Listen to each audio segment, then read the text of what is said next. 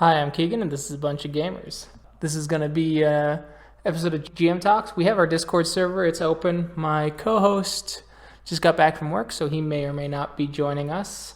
It's a pretty open field right now, but the topic of the today was that I wanted to discuss some of the history stuff I'd been looking into regarding Vampire the Dark Ages.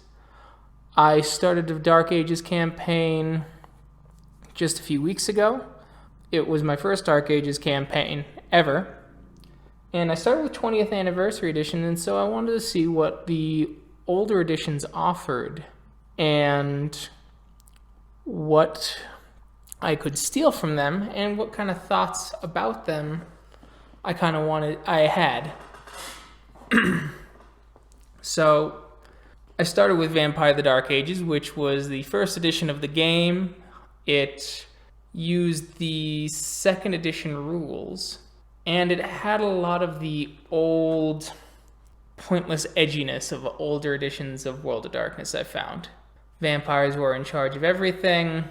The year was different, which was interesting, because I started reading 20th Anniversary Edition, since that was the edition I was going to run, but it started in the 12th century rather than the 13th century, which I thought was kind of interesting, and a little clever on White Wolf and later Onyx Path's part, because as that timeline advanced through the editions, that required less retconning in a lot of ways, which was smart.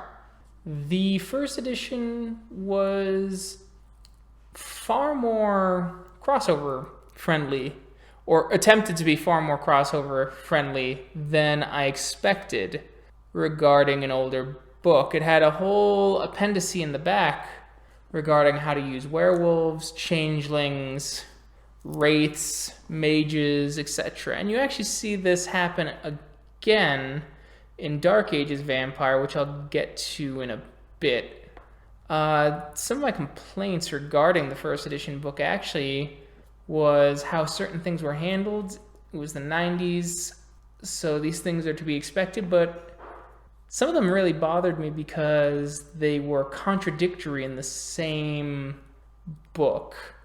So the book goes out of its way to point out that vampires of the Dark Ages tend to lose their mortal racism and sexism because with the gift of the blood, essentially age and blood potency is all that matters. That's the only thing that a vampire needs to succeed in a kindred world, which is a good way of doing that. That way you can really include various kinds of people in those cities. But then in the same book, they talk about how the Azamites, or Banu Hakim, I guess, only selected for one particular geographic region and only for men. And that was a direct contradiction, and it doesn't really make any sense. And it's also a little tone deaf that the one clan that is associated with people of color was the one that was also the one that decided to be sexist. And that just didn't sit well with me. Things I did like, however, was playing up the Incognu and some of the older sects as how vampires organize. We all know about the Camarilla and the Sabbat, but these other sects, which some of them still exist in modern vampire, were interesting because they were more common in that world, or they were dying out, and that they tied the rise and fall of sects of vampires with the human world, which I thought was good. Hey, Brennan. Hello. How are you? I'm good, man. How's you? Good. I'm just going through some of the history of Vampire the Dark Ages. All right. Yeah. I just did the first edition, and I was just mentioning how it was very crossover, or it attempted to be crossover friendly, which is a theme we see in these books, actually, and how it contradicted itself in certain areas. And so it seemed kind of weird that the only clan that's associated with people of color, besides the followers of Set, of course, is the one that wants to be sexist. It's kind of a tone-deaf moment, you know? Mm. But I did like the idea and the concept that vampiric sects, are tied to the cultures they grow up in. So they had all these old sects and talked about how, like, the Incarnu was essentially a vampiric Roman republic that was the predominant power in the world a few centuries before, because of it tied itself so much to Rome. I'm linking. I keep forgetting to link the Bunch of Gamers page to some of my other D&D groups. Okay. Because they were asking about it. Got it. But yeah, that was kind of my thought, and I do like that, and I actually think that's what Vampire the Requiem did really well, is that they had multiple sects that grew up and evolved throughout time, and that they were all competing now versus Masquerade, which just had the Independents, the Camarilla, the Anarchs, and the Sabbat. And the Anarchs, at least until V5, were really just part of the Camarilla. Also, it's kind of interesting that Dark Ages had all the vampiric clans in it, which did not happen in 2nd edition, which is the generation that this came out of. You actually don't see every vampiric clan included in a vampire core book outside of Dark Ages until revised. But, and so that kind of trudged along. It was kind of an interesting setting. It was a true Dark Ages setting in that vampire society was kind of reeling from the fall of Rome and things like that in the 12th century still, and that vampires were trying to scramble to collect power. I think it was certainly, in my opinion, more directionless than its successor, which was Dark Ages Vampire, which came out with revised edition. And that one was also very focused on crossovers, because what you had is Dark Ages Vampire, which had all the core rules, and then you could actually buy Dark Ages Werewolf, which was the rule set we used for our first really big werewolf game, for the Ancestors part, when you were in the Dark Ages getting beat up by a scrag. So it once again designed itself around crossovers, which is still very difficult in the older games, but it was putting everything in one core rulebook, and you see that echoes of that show back up in the first printing, or the first edition of the New World of Darkness / Chronicles of Darkness game, which I thought was interesting. But Dark Ages the Vampire actually ups the timeline. So I believe the first edition of Dark Ages takes place in 1149, and Dark Ages Vampire takes place in 1230. So they advanced the timeline. And that was a way, I think, to make it so that they could change the setting without having to do too much retconning. And how that setting goes is basically a bunch of Methuselahs wake up and they just look over Europe and go, ours now. And so how they changed it a little bit is you actually had kind of miniature sects throughout Europe. There was no true Camarilla, Incarnu, etc. What it was like this La Sombre Methuselah had all the princes within, the coasts of Greece, Sicily, all the way up to Rome, the Corsica, all that kind of stuff under his control. And so what it was is then you had a baron vampire, essentially, with multiple princes who were subservient to him, who had princes of smaller cities subservient to them. So it actually increased the feudalism of vampiric society that you would be used to in later editions of the game, which I also thought was interesting. And then you had Heristot the Greater in control of like Germany and chunks of France. Mithras in the United Kingdom, etc., which I thought was a good choice. Actually, I thought adding these major players and talking about their fighting and actually intentionally putting in a lot of interesting conflicts to springboard off of made a better book.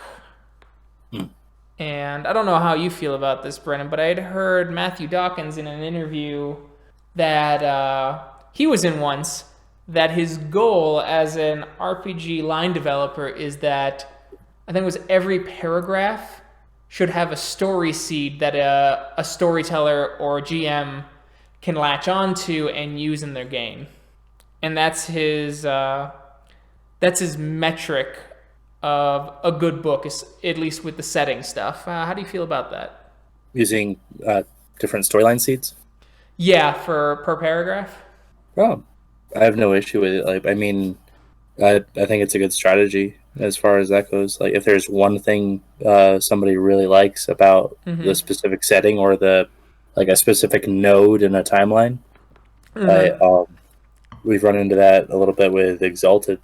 That's true. Like, where you want to start out is kind of interesting. Like, that's something I would be most curious about with Vampire Dark Ages specifically, because I'll fucking eat medieval and Renaissance stuff alive. Yeah. Just depending on whatever age. Yeah, we're doing Florence because, like I said, the second edition of Dark Ages Vampire starts in 1230.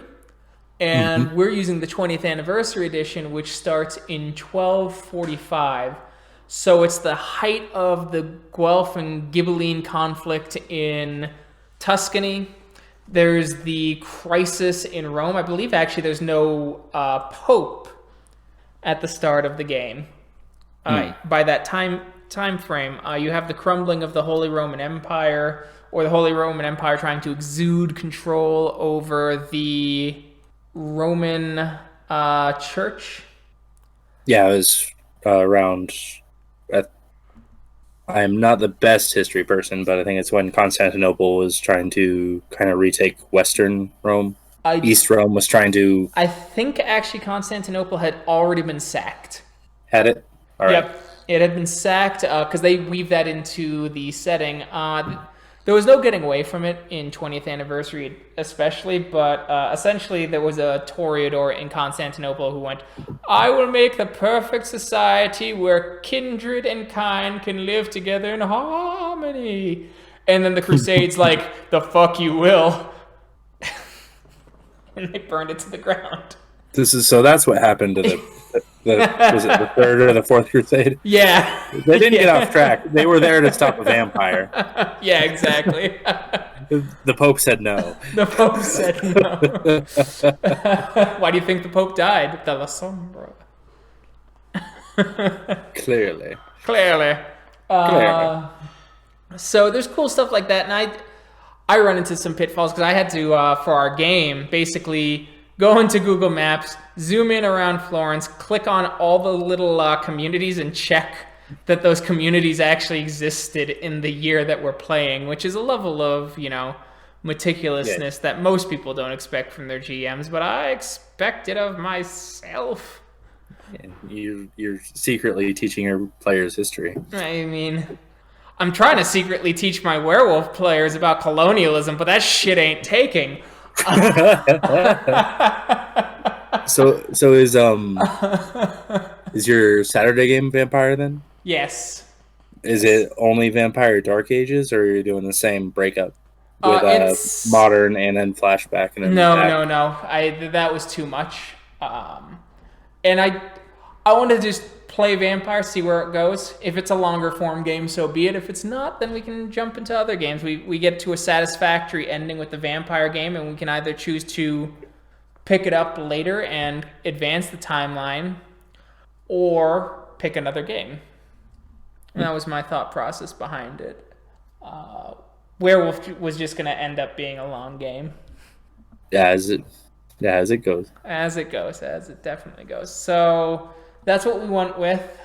I wouldn't mind trying Scion for a longer running game with the Saturday group. Scion sounds like it's fun as hell. It's pretty fun. It has its own issues, and I've mentioned them before that I'd house rule certain things here and there. But I'm sorry I cut you off. It just sounds like it's a fun thing. Yeah, I've enjoyed it. How long is your vampire game gone for now? You started a couple months ago? Like last month, there's only 2 episodes out, I think. Oh, okay. Yeah, there's only 2 episodes out, so one of the ones we had to cancel because I was going to record a game, started the recording, and just stopped the game and went, I didn't have enough time. Life got in the way. Sorry, everyone. Can we just stop? And then we went into a further session 0 discussion because, as it turned out, everyone had a lot more questions that weren't answered because I just kind of gave them free reign, which is kind of on me. But so they spent the time actually collaborating with their characters after that, and so there were some major rewrites to their characters on this, I guess what you'd call second session 0. And that's how we came up with the characters that we have now. And I think that worked out for the better for multiple reasons. One is that the first episode's not total shit, where I'm just shooting from the hip. Yeah, I feel like with this style of game you run, it's a hell of a lot harder to shoot from the hip. To a degree, it's much easier to shoot from the hip once I've done all the world building, because what I like to do, especially for Vampire, is just create a decent cast of characters, give them motivations, and then go, and then have a really loose first session. Actually, my first session is usually my loosest, even though it's the one I plan the most for. It's the one that I'm willing to bend my plot, or it's the one that I bend the plot for the most, not willingly. I always willingly bend my plot. It's the one that I bend the plot for the most and make the most amount of rewrites to, because I wanted things to make sense in that game, which might mean just overriding entire elements that I had kind of planned for that session so that it would make sense in the session that they're in, and that session would be, more importantly, fun. And so that's kind of what happened there. I had a couple extra things in the first episode that I actually just completely dropped or repurposed for later on. And I'm building some documents because I have a bad habit of, and this is kind of apparent in the Werewolf game at this point, is most of the NPCs that they interact with who aren't just cackling evil people, are supernaturally based. And I'd like to get more humans in there, or ghouls even. It's something I should want to do I always want to do for every werewolf game I run, but then all the werewolf NPCs end up being larger than life to the point where they distract from everything else.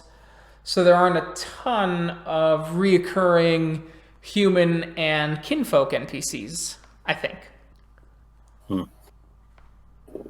I feel like you might have to be clever with how you handle it, because in my wide experience, the players will abuse any humans they come across. I'm not as familiar with Vampire. I'm more talking about oh no, how do we solve this problem? Giant werewolf claw. No, that's not. I'm not disagreeing with that. But what about a kinfolk who's on the wrong side of the issue, but they care about?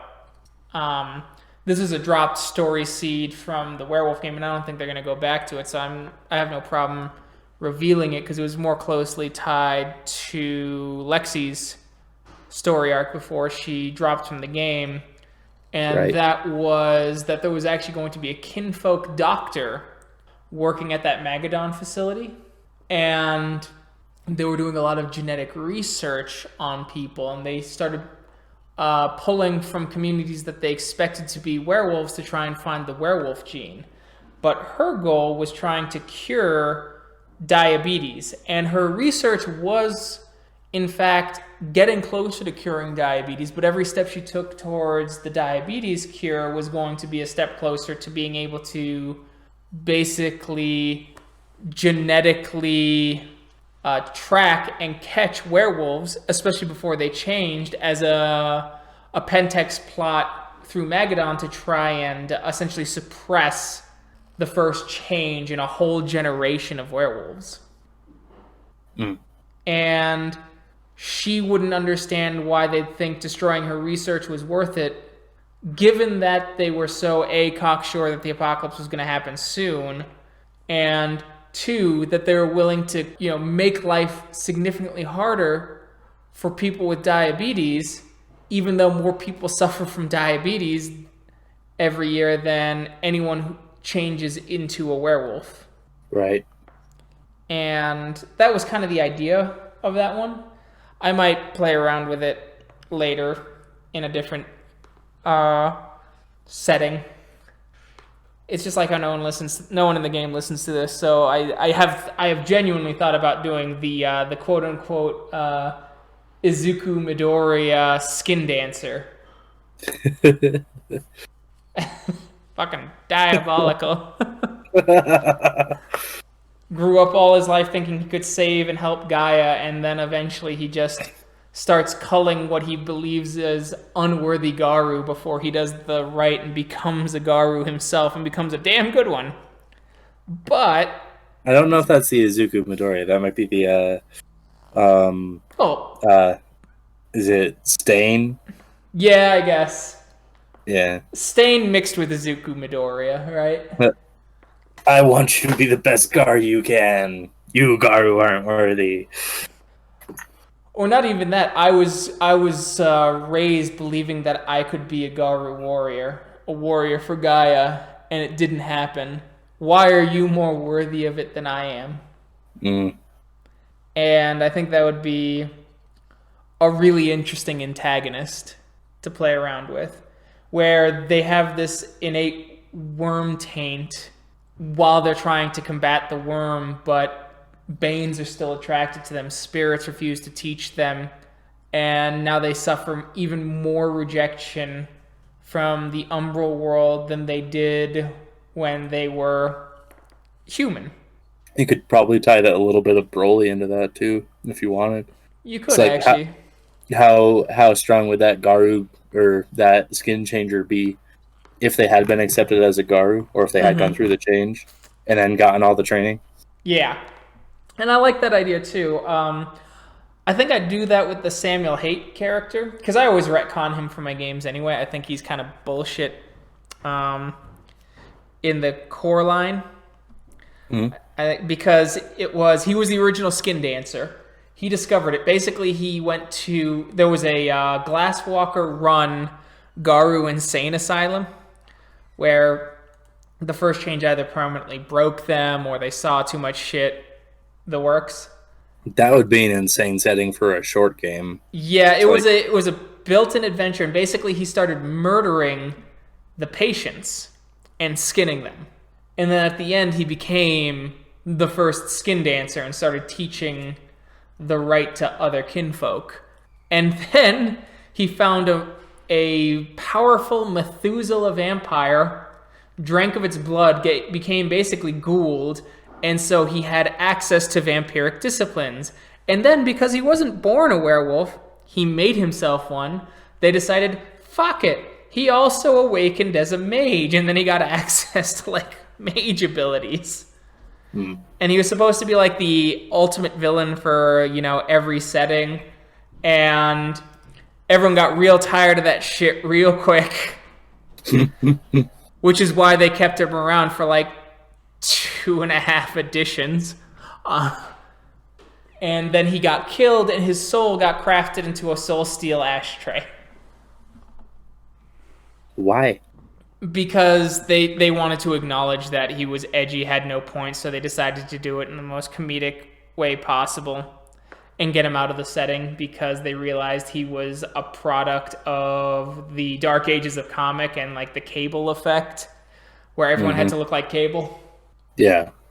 But I run Samuel Haight most times as someone who wanted the power of the werewolves to help, did help werewolves for a while as a kinfolk, discovered this right, was willing to do it, but is also like a Hannibal Lecter style character. He's fiercely intelligent, and his goal was power. And so because of all the violence he saw, all the terrors he saw, and rather than the Garu condition of seeing all this terrible stuff as a call of responsibility to hope for a better world and to fight for a better world, he saw it as a call of survival. And so knowing that he was a human, it kind of ate at him. And so he did everything he could to find that path to survival. And it is easy to discount people in both werewolf and vampire, but remember that first Pentex group you guys dealt with in the previous game. They like the first time I introduced Pentex, it was just silver bullets, more than half health gone. You mean the first team? Yeah, the very first team. Yeah. Yeah, I don't mean the first team. I mean, whenever we came across humans, it was just like, okay, like this is fine. The first team, we were like, something's wrong. They're winning. That was funny. When the guy was standing in the skyscraper across from us, going, yeah. Yeah, I remember that. Like, and I think part of that's true. I think part of that's on me for a DM, because part of the delirium is if you're in a huge group of people, like, 10, 20, and they all start bum rushing you out of a delirium-based fear, like, eventually you'll run out of actions. You'll run out of rage, right? And that's actually a big theme specifically in Vampire.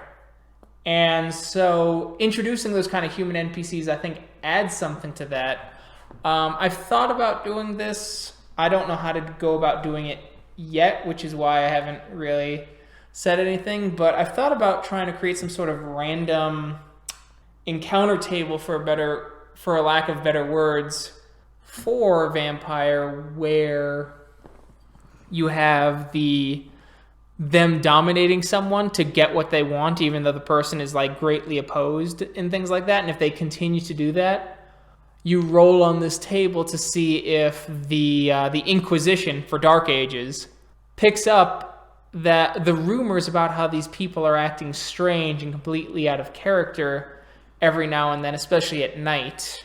And so that could draw in an Inquisition, which means that your haven might be in danger during the day. And that could add a little extra spice. Since vampires, A, don't cause the delirium, but B, also they run out of blood points eventually. And there are way more people than there are vampires. There's way more people than there are werewolves too, but werewolves have a few extra advantages, such as being able to soak anything but silver, essentially, which most people aren't carrying on their person at any given time that you turn into a Krynos. Right. I think that's the balancing act. On the grand scale, it's how does the setting mitigate your actions, or how does it treat your actions? And on a single encounter level, it's economy of action, I suppose. And you hear that a lot with 5th edition, like the action economy. It didn't click in my mind until you mentioned like 20 people versus one Garu. It's resource economy for werewolf and vampire, and just encouraging that like clever play from a vampire, like working with people. You don't always have to eat them. or werewolves. Like sometimes humans can get stuff done, or sometimes Yep. it's easier to go through it and not murder them. Yes, Um, exactly. And for the encouraging most that type of part, play.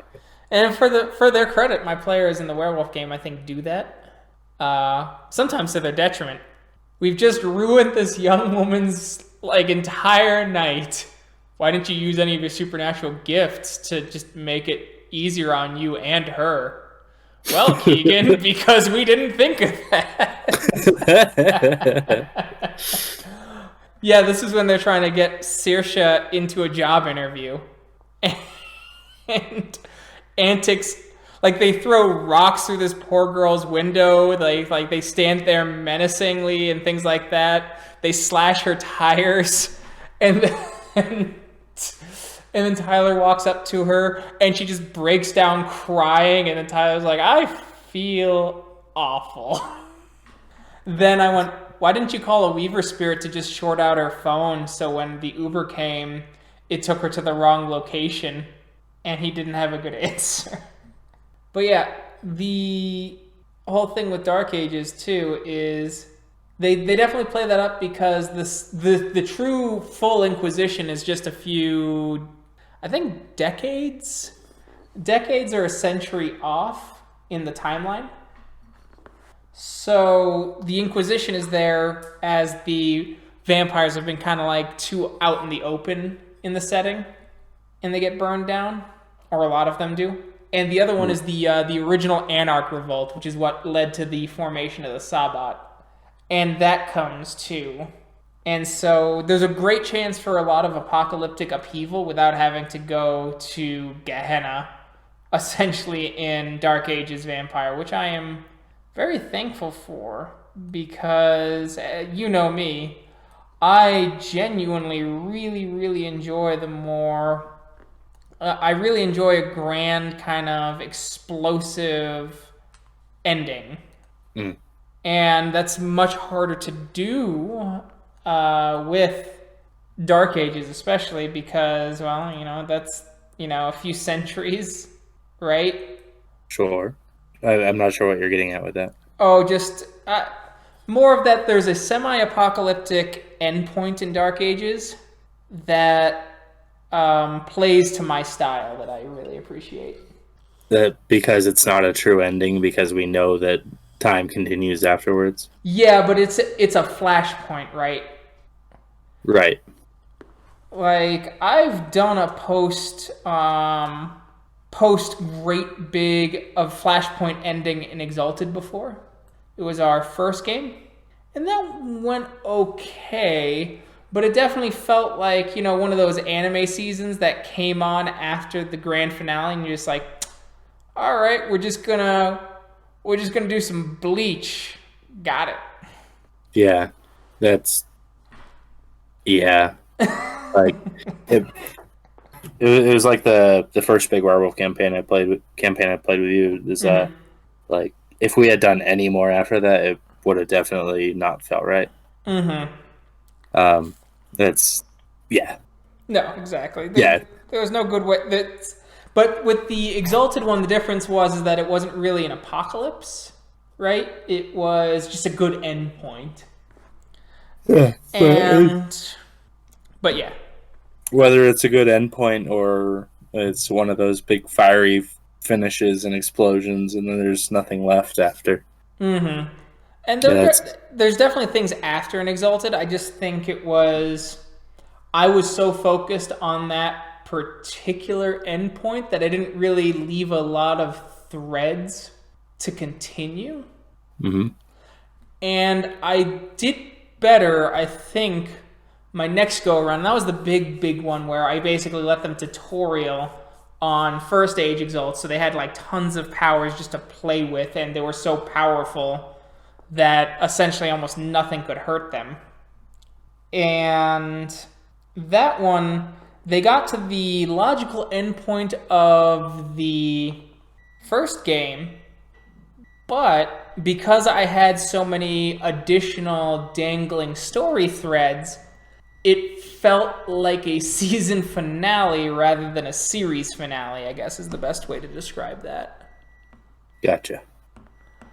And I guess that's a question for you, since you run a lot of D&D. Do you think have you ever had that feeling where you got to an end point that really felt like, I guess, like I said, the closest analog being a season finale versus a series finale?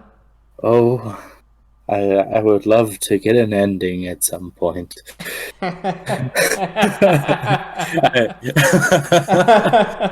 Sorry, touched a nerve. I suppose my the closest my at least my most recent experience with that was I was running a game for one of my groups that it was just designed to be like a medium length. Like we ended up doing 15 sessions of just total nonsense, just to get them all like broken into D&D, because I think only 2 had played before Okay. out of 6 or 7. And we did a romp, like hunt the goblins, kill a dragon, get in a bar fight in a town, steal a skyship, all hit a bunch of notes. They eventually got down in a storm, went through an Indiana Jones style dungeon, and fought a lich. And like that was that was the season finale with fighting the lich, and we closed that. I left a cliffhanger opening in case they wanted to continue. But we closed that one out. Like they finished that arc. Okay. And then we started in another game and played a couple sessions of that, and then they asked, "Can we go back to that first one?" I was like, "Oh." The one when we were talking about shooting from the hip, I have vague ideas about that game, but for the most part, I don't plan ahead because there's no way to contain where they're going. No, that's fair. There's there it wasn't an alchemy jug, thankfully. It was just a jar of mayonnaise that I made one of the characters or one of the players pay 25 gold pieces for. That started a comedy of errors.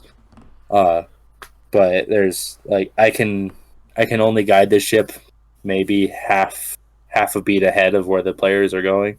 Yeah, that sounds about right. Though I've done things, especially for the bigger games, I try and reserve specific milestones. Like the milestones are kind of in flux, but the major event happening, I have a kind of a firm idea in my mind's eye of what I'd like to happen, but the characters and maybe the events leading up to that flashpoint are in flux based on their actions. Kind of like in a choose your own adventure. Kind of, not quite. Though. More of your. I'm trying to find a good example, just in case they are going to listen. But like the Red Star in Werewolf, that is a flashpoint in the game, and how that comes about and where it happens and how they interact with it is in flux. But that sort of story seed flashpoint is always in my mind, even with games that don't have necessarily those flashpoints. And I have to make them up in my head. What I usually do is, if I know it's going to be a longer campaign, I have between 2 to 5 kind of milestone events in my head. Mm-hmm. And usually those events happen because the thing that causes the event is so far away from them that I'm like 80 to 90% sure they won't directly interact with it. And I let that go, and I let that essentially springboard them into the next quote-unquote arc. And then I have an idea of how I want the final to go, and I let I have a final idea or milestone, and I let their choices really shape that around this kind of core thematic concept. The one that I really liked was the one I did for Exalted that you weren't a part of, where I had the Infernal who tried to elevate himself to the level of Primordial to essentially destroy all exaltions. The belief of no gods, no masters taken to its logical endpoint, because his daughter was the vessel of the infernal exaltions.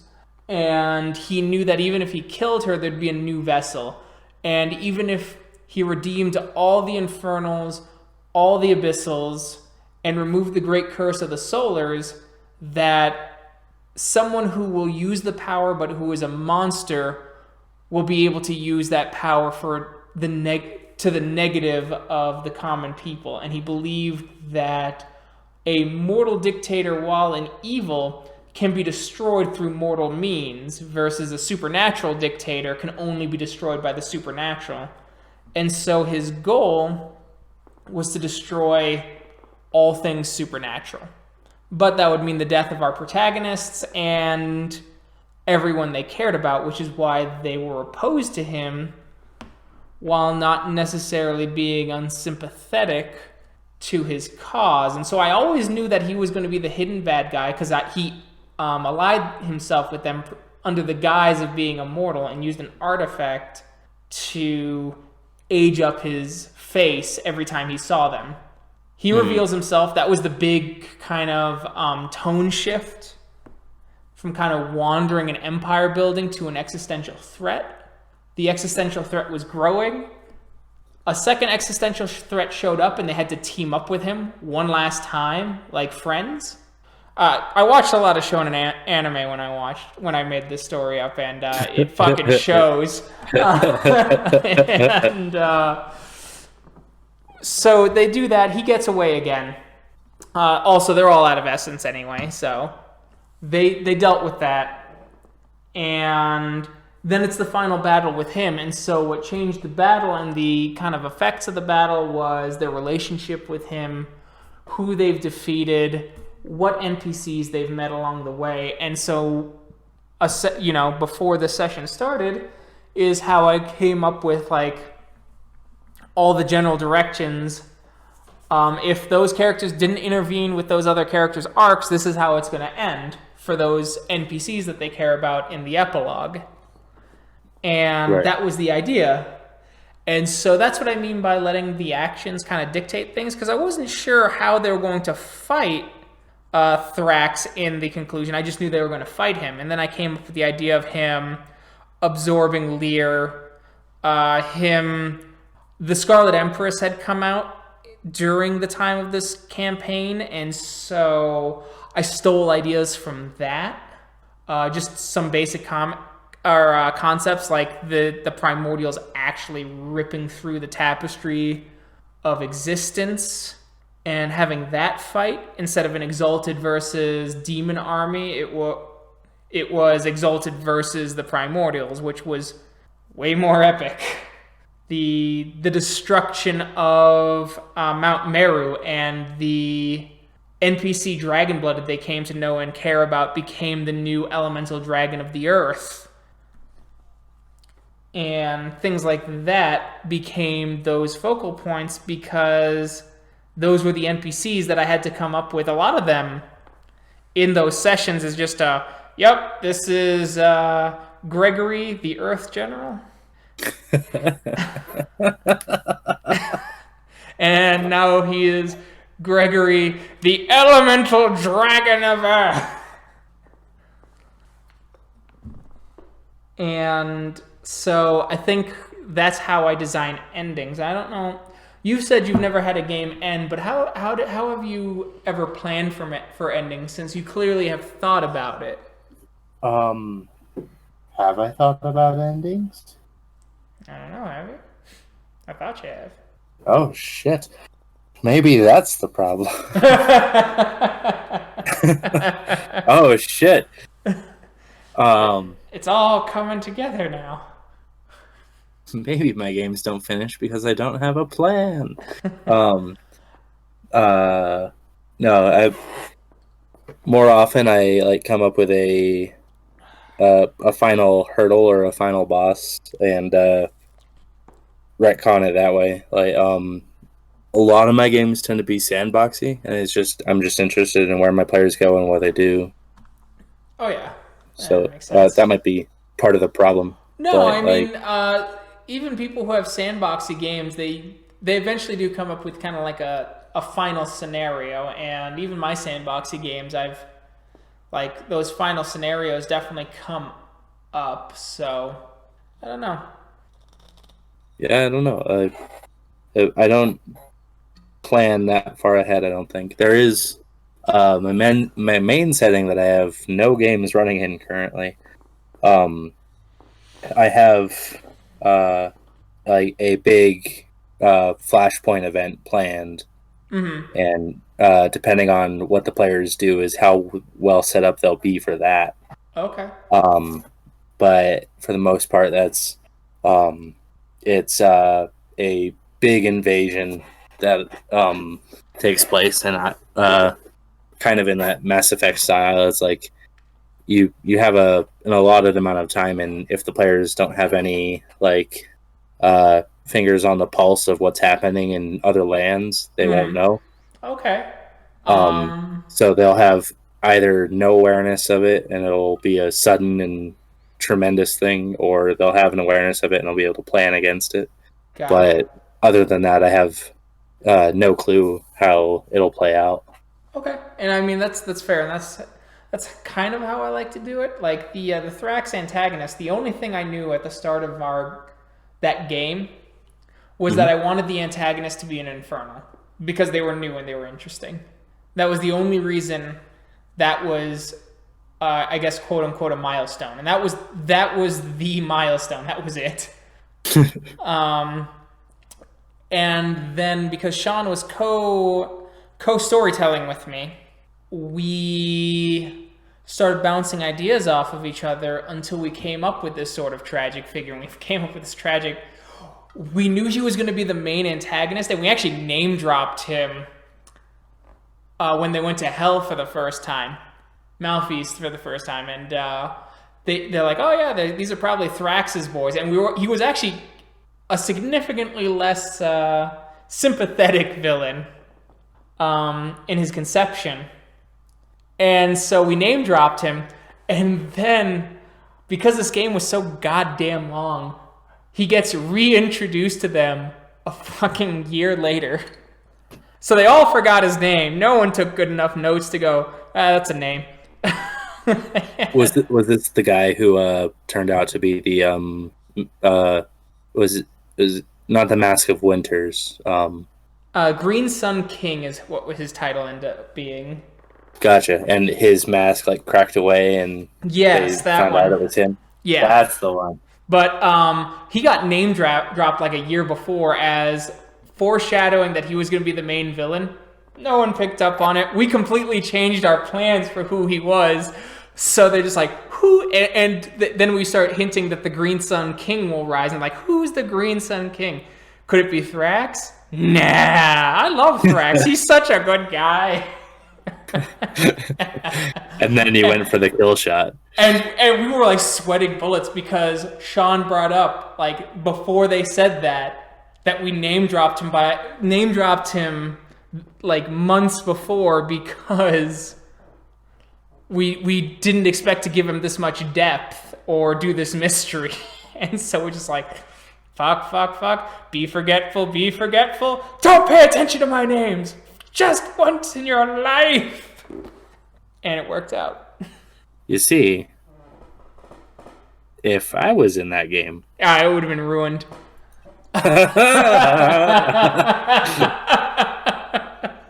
That's I had a session. When was it now? My whole timeline is all fucked. But someone remembered, and I was like, yes. But yeah, I'm usually that guy. No, I mean, usually that's a good skill. It's just not great when you're deciding to retcon your entire fucking idea. So we were trying to come up with ways to make sure that the mystery stayed a mystery. And luckily no one took anything in investigation, or also the jig would have been up, because Exalted Charms are fucking ridiculous. Mm-hmm. But that's what I mean by having an endpoint, though, is you have the most broad idea of what the ending is going to be. Like for Werewolf, it's the apocalypse. I'm actually still pretty in flux about what kind of apocalypse scenario I want to cap off the Werewolf Chronicle. Mm. I have some ideas. There's chances I'll reuse things from your guys' last game because I really like that apocalypse scenario and it's a bunch of new players, so they won't be doing the we've been here before. But I've had other ideas too. Other ideas because I'm foreshadowing a lot of different things too. The one thing I really like about the Werewolf games that I've run is each one has explored a different aspect and a different play style with the game. Our very first game was basically wolf-shaped superheroes. It was pretty awesome.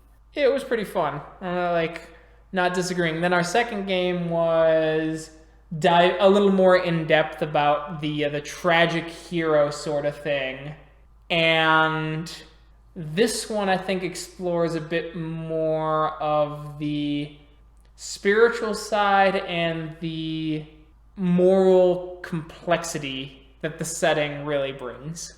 Mm.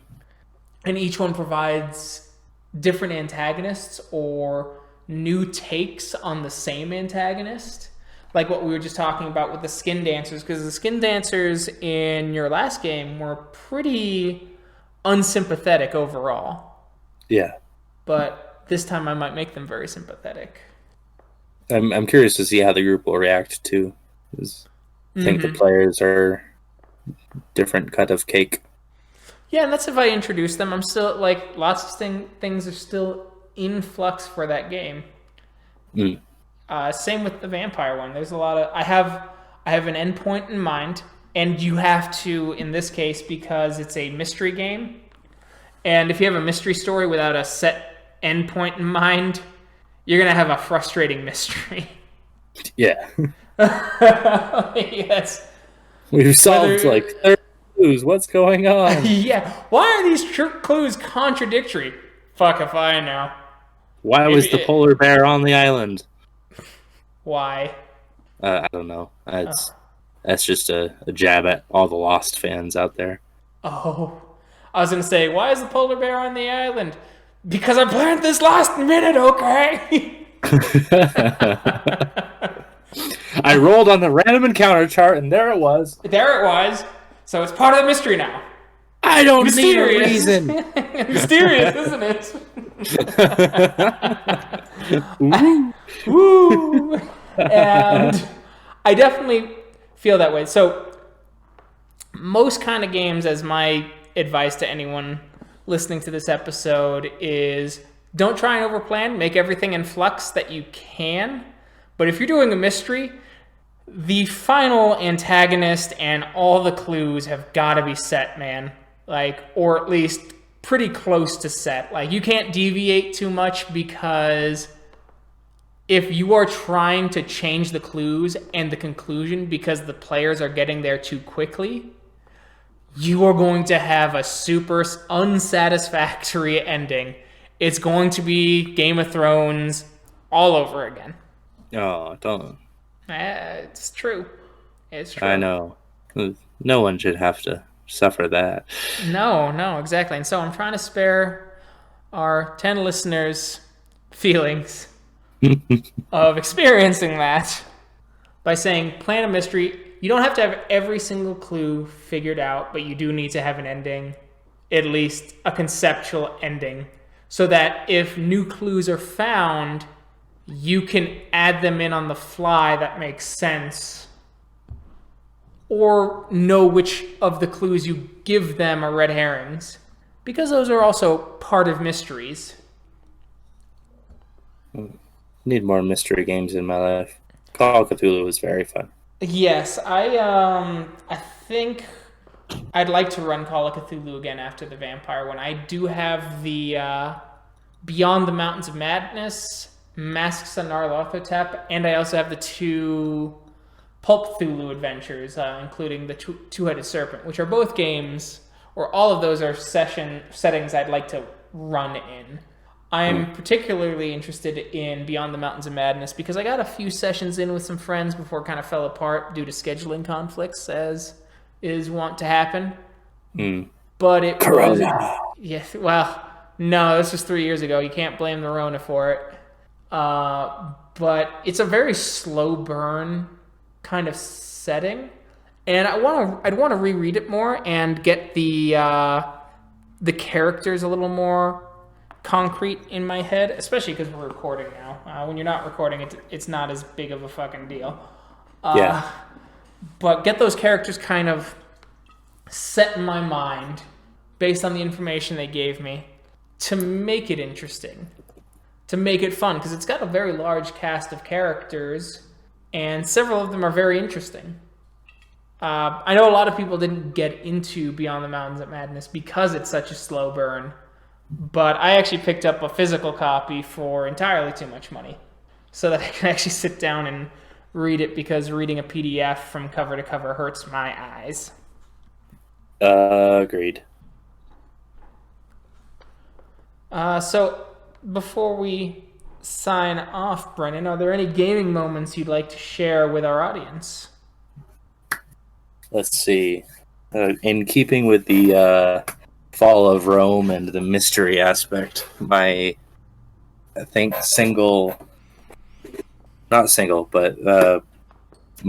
moment with that, we were playing a bunch of Centurions in the Dark Ages. I believe it was Call of Cthulhu. It was the train. Horror on the Orient Express? That's the one. And that was a great time. And that was like right in there. It like led to the mystery of the figurine. The simulacrum? Yeah. And just, we knew it wasn't going to go well, but just the way it was introduced, and like everyone being kind of a specialist in their own right, but we're all like part of a unit. Mm-hmm. And that was really neat, just to jump in on, we don't know these characters, but here's what they do, and like jump down, and we actually did fairly well. Yeah. Like just mucking our way through enemies and stuff, and then in the final part of that where it kind of fades to black, I was like, it really lent itself to the dread. Yeah. I've thought about before with Cthulhu Invictus, because you're the one who turned me on to the Britannia comics, right? Yes. A Cthulhu Invictus game loosely inspired by Britannia would be very fun. Agreed. That's I'm reading some Eberron novels right now that are actually pretty close to the same line. Okay. Yeah, at least that's kind of how it feels.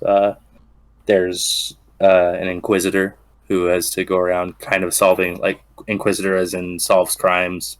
Okay. But it has to do with a blood cult, and it's within the structure of like powerful families, so it definitely has that ancient Rome feel. Okay. Yeah. I mean, you can also do that with Theros, I guess, now. I haven't looked too deeply into Theros, but I heard it's a very good book for 5e. I just, with how Wizards did a lot of tokenism hiring and then didn't let the people of color authors really create, and just kind of had them there as kind of a splattering of diversity. For that and Magic the Gathering, I just haven't bought any official Wizard books for a while. I just didn't feel like Gotcha. it was right. I was not aware of that. Yeah, I can find the article if I can, and I'll link it in the description of this.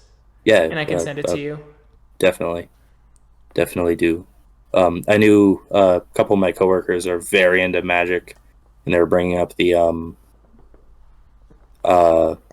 they're the only ones I get my Magic news from, and it's I guess 5 artists got fired and all their cards got banned because they turned out to be white supremacists. Oof. Which you run into when your gaming system is based off of certain colors, but that's a kind of a easy way to camouflage things. Yeah, I mean, that happened with Warhammer too, and I respect the hell out of Warhammer for just going, oh, Nazis play our game? Then fuck off, Nazis. We don't want you.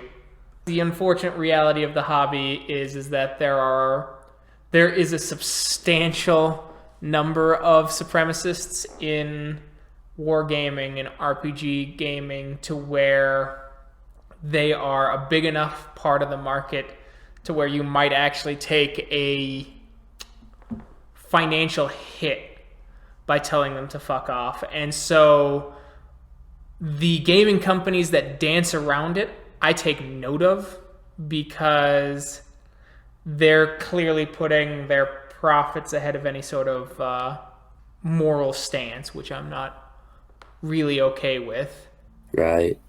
And it's getting better slowly, but it's still not great, and it's still important for people in the community, especially those who have any sort of voice, such as ourselves, even if our platform's small, to try and push those elements out. Because if you want people to come to your community and show that it's inclusive, you can't be inclusive to people who don't want to be in a nest of snakes that are looking to bite them. Yeah. So, if you didn't know where we stood after, 12 episodes of GM Talks. Here's your sign. Here's your sign. Get the fuck out. Let's see. Apart from being totally clueless on the goings-on within gaming companies, I've just been looking at... I'm either eyeing World of Darkness Mortals or Call of Cthulhu just for a system change-up. I'd highly recommend Call of Cthulhu. My other example to you, if you want to run a really... Because part of Call of Cthulhu that makes the horror is the fear of the unknown, right? And that's really hard to do with a system called Call of Cthulhu, right? Mm. Have you ever Well, heard depending. of... Well, yeah. I'm thinking of just hijacking the system and using it for my setting. And that's fair. If you want to do that for a fantasy game, I'd recommend... It's also a D100. It's called Gloranthia, I think.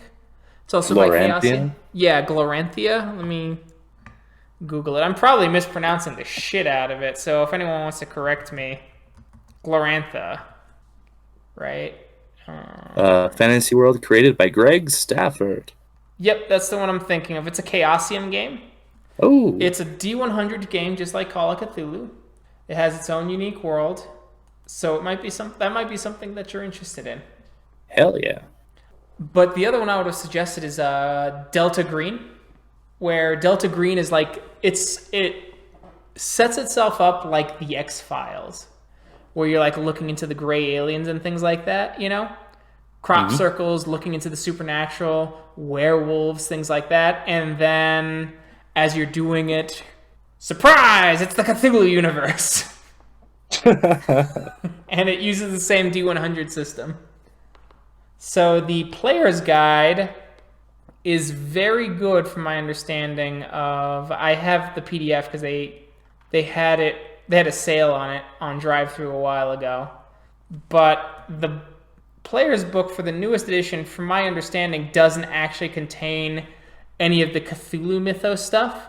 It's only the Handlers, which is the GM's book, has any of that. So it doesn't give anything away? So it should not give anything away, from my understanding. Yeah, I'm doing a quick cursory scroll.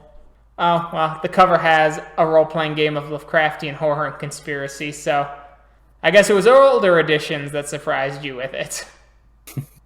But all you have to do is hand out the player's hand. You don't even have to hand out the player's handbook, right? You just gotta give them the basics and tell them how to make characters. I'm looking at the character sheet right now. Yeah, mythos knowledge is not on the sheet, which is nice. But yeah, that's the idea. I find it very, very cool, right? Like the concept of that sort of monster game where you think you're doing one kind of horror and then there's the bait and switch, like Bloodborne. Mm-hmm. Bloodborne turned out to be a Cthulhu, or... Yeah, it starts off as a gothic horror game, and then as you progress and you gain insight, you start to see the Lovecraftian features until you notice that there's giant Cthulhu monsters that have been hanging on the buildings the entire time, and you just didn't have enough insight to notice them, which I think is super neat.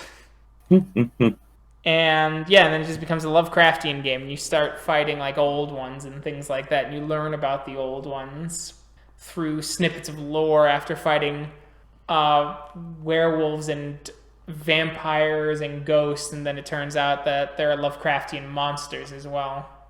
I think we will call it here. Thanks for jumping on, Brennan. Yeah, It was fun. agreed. Are there any gaming moments you want to talk about? Recently, I don't know. I don't think so. I think I've had all my big gaming moments. I'm just planning. I have to update some of my documents because, as I'd mentioned, I'm a meticulous world state builder usually, and so I have a huge sept document that has all the named NPCs of every single sept that they've had major interactions with. Right. And I need to update the Sept of the Sacred Stone because there's a bunch of new characters there, and a couple of characters are gone. Bum, bum, bum. Well, they've been gone. Iron Howl has been a Black Spiral Dancer and ripped apart by his pack since, like, episode 6. So it's time to retire his name off the document and then just put a little deceased by his name so I can reuse the document later for future games.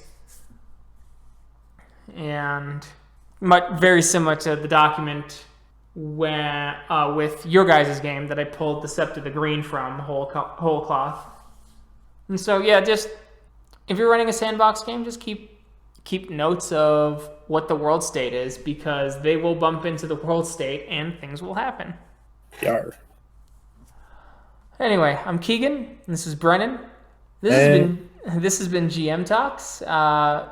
We hope you all had a great time listening. We had a great time chatting. And until next time, we'll catch you in our next episode. Bye. Bye.